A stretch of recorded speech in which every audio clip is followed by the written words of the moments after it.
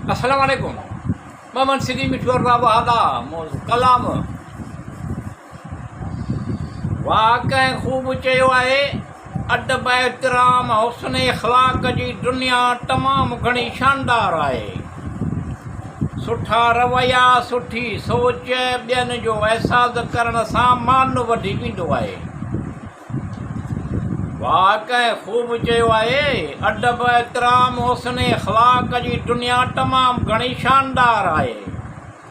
सुठा रवैया सुठी सोच ॿियनि जो अहसासु करण सां मान वधी वेंदो आहे। तोखे ख़बर आहे तूं मुंहिंजो अहिड़ो दोस्त आहीं।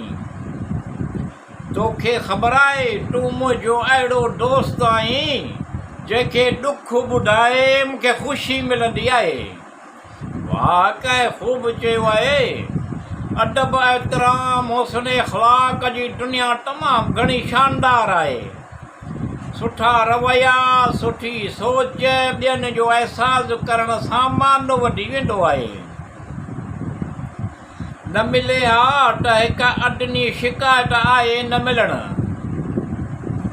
न मिले हा त हिकु अदनी शिकायत आहे न मिलणु, पर मिली वरी न मिलण जी शिकायत ॿी हूंदी आहे।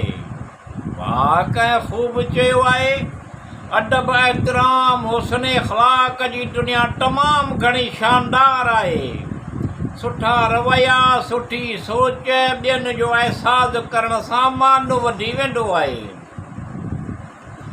मोहबत सां भरियल मुंहुं उन जो मुस्कुराइणु। मोहबत सां भरियल मुंहुं उन जो मुस्कुराइणु ॼण सभिनी रातुनि खां अफ़ज़ल आहे। वाक़ई खूब चयो आहे। अदब एहतराम हुस्न इख़लाक़ जी दुनिया तमामु घणी शानदार आहे। सुठा रवैया सुठी सोच ॿियनि जो अहसासु करण सां मान वधी वेंदो आहे। इख़लाक़ मोहबत करणु बहितरीन किरदार अमल सुठा लफ़्ज़ ख़ुशि इख़लाक़ीअ सां ॻाल्हि करणु। इख़लाक़ मोहबत करणु बहितरीन किरदार अमल सुठा लफ़्ज़ ख़ुशि इख़लाक़ीअ सां ॻाल्हि करणु घणो एतमाद महसूसु कंदो आहे। उन जी ॻाल्हि ॿुधण ते आमादा कंदो आहे। वाक़ई खूब चयो आहे। अदब एहतराम हुस्न इख़लाक़ जी दुनिया तमामु घणी शानदार आहे। सुठा रवैया सुठी सोच ॿियनि जो अहसासु करण सां मान वधी वेंदो आहे।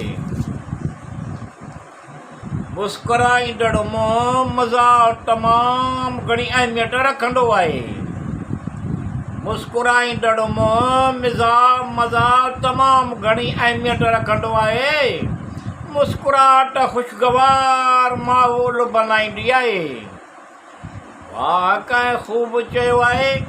अदब एहतराम हुस्न इख़लाक़ जी दुनिया तमामु घणी शानदार आहे। सुठा रवैया सुठी सोच ॿियनि जो अहसासु करण सां मान वधी वेंदो आहे। मुस्कुराइण वारो मुंहुं नरम ज़बान रहम करण वारी दिलि। मुस्कुराइण वारो मुंहुं नरम ज़बान रहम करण वारी दिलि। अल्लाह रहीम रब करीम अहिड़ियूं अज़ीम नेमतूं अता फ़रमा। आमीन। अल्लाह रहीम रब करीम आहे। वाक़ई खूब चयो आहे। अदब एहतराम हुस्न इख़लाक़ जी दुनिया तमामु घणी शानदार आहे। सुठा रवैया सुठी सोच ॿियनि जो अहसासु करण सां मान वधी वेंदो आहे।